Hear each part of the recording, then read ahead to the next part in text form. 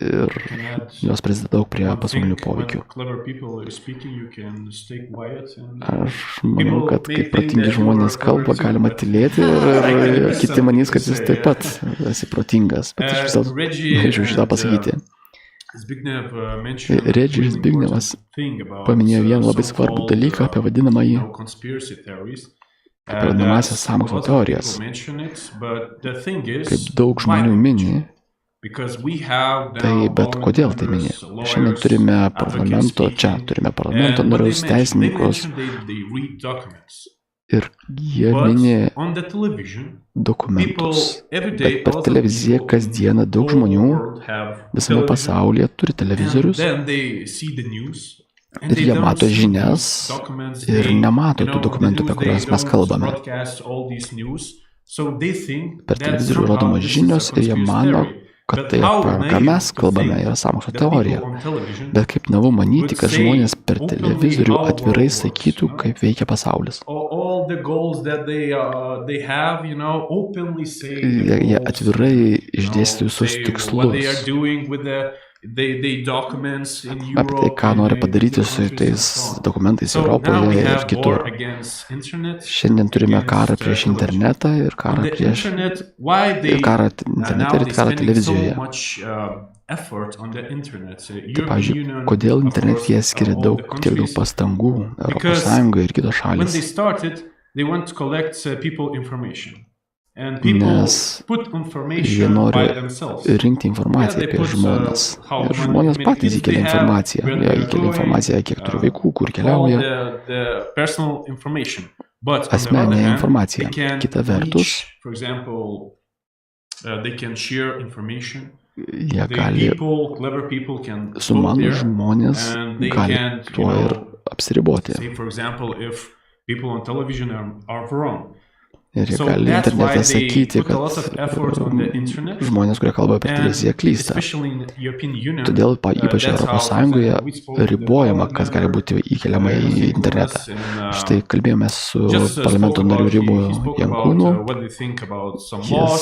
Jis kalbėjo apie kai kurius įstatymus, apie Ingridą Šimonytę. Lietuviai žinos ją.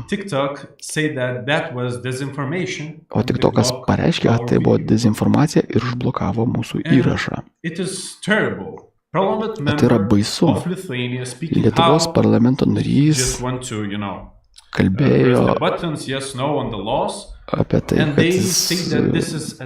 jis nori paspausti taip ar ne, balsuojant į įstatymus, ir jie pasakė, tai yra dezinformacija.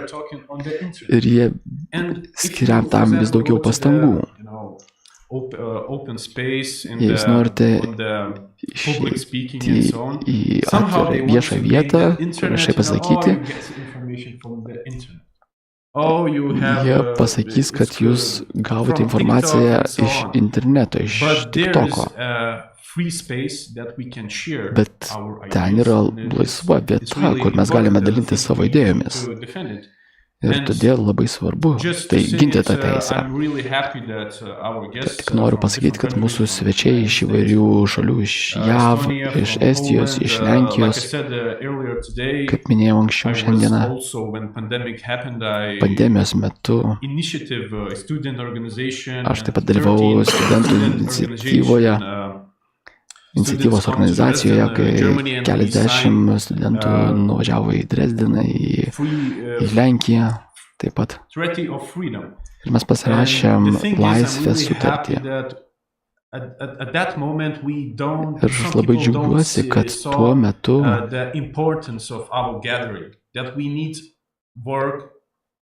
buvo žmonių, kurie suprato mūsų susivienimo svarbą. Suprato, kad mums reikia dirbti netgi pasibaigus pandemijai. Štai, ką jie šiandien daro su tom pandemijos sutartimis, jie nori, kad mes liautuvomės, nes jie dar neturi visų įstatymų, bet jie ruošia tarptautinius įstatymus. Ruošia įstatymus mūsų vyriausybėse, nes jie sukurs arba jei prasidės pandemija, jie turės tas sutartis, jie turės visus dokumentus, kurie sakys, kad jų elgesys yra pateisinamas, nes pandemijos laikais buvo galima priboti. Mes turėjome įstatymus ir konstituciją, kurie gynė nuo to, ką jie darė. Bet dabar jie ruošiasi ateičiai.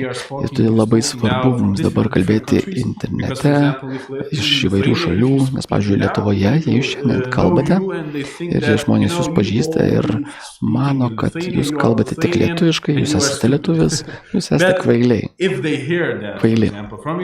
Bet jie išgirs, pavyzdžiui, kad iš JAV, iš Vokietijos, iš Lenkijos, iš Estijos, kad žmonės kalba tą patį, jie pasakys, oho, na, įdomu. Žinau, kad tą teisininką iš Lietuvos gal jis kvailys, bet kodėl teisininkai iš Lenkijos sako tą patį?